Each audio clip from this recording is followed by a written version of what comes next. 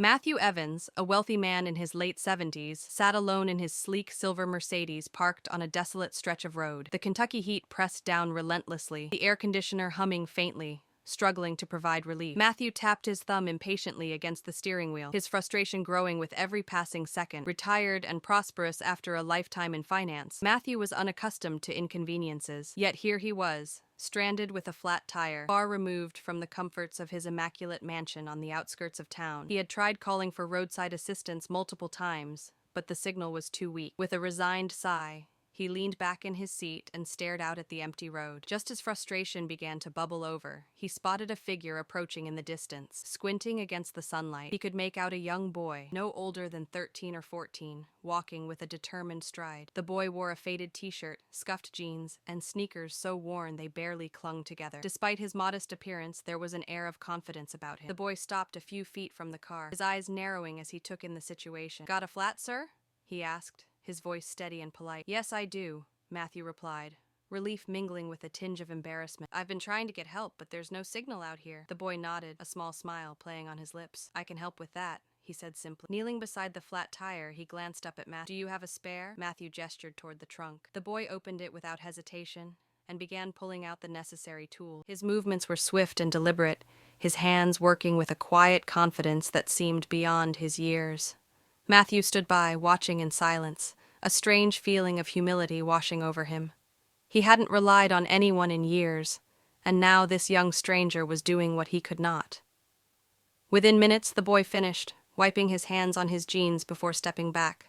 "All done," he announced, his voice calm and assured. Matthew reached into his wallet, pulling out a few crisp bills. "Here, take this," he said, extending the money toward the boy. "I really appreciate your help." But the boy stepped back, raising a hand politely. "Thank you, sir, but I don't need anything. Just happy to help." Stunned, Matthew stood there, the money still in his hand, as he watched the boy turn and walk away down the road.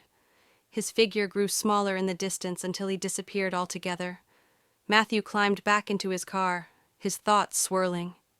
There was something about the boy, his quiet dignity, his selflessness, that struck a chord deep within him. That night, as Matthew sat alone in his grand study surrounded by leather-bound books and priceless art, his thoughts kept drifting back to the boy. The house was silent, save for the ticking of the grandfather clock in the corner.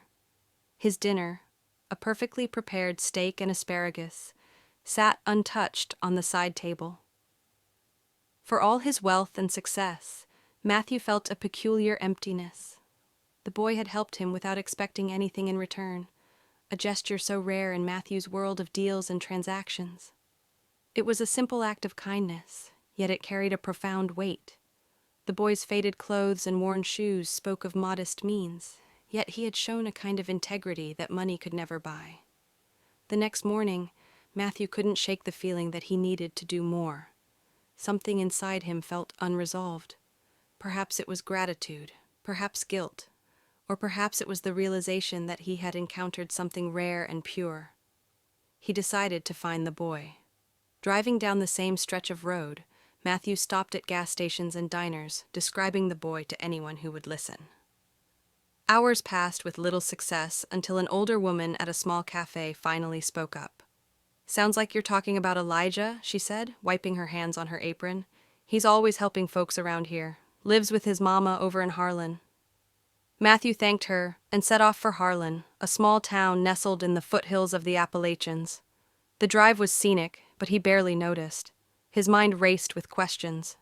What kind of life did Elijah have? What kind of family raised someone like that?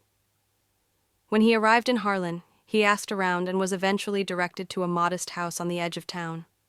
The house was small and worn but tidy, with a sagging front porch and a yard dotted with wildflowers.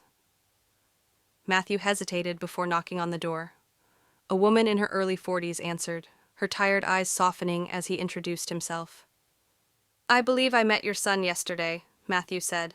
"Elijah, right? He helped me with a flat tire." She smiled warmly.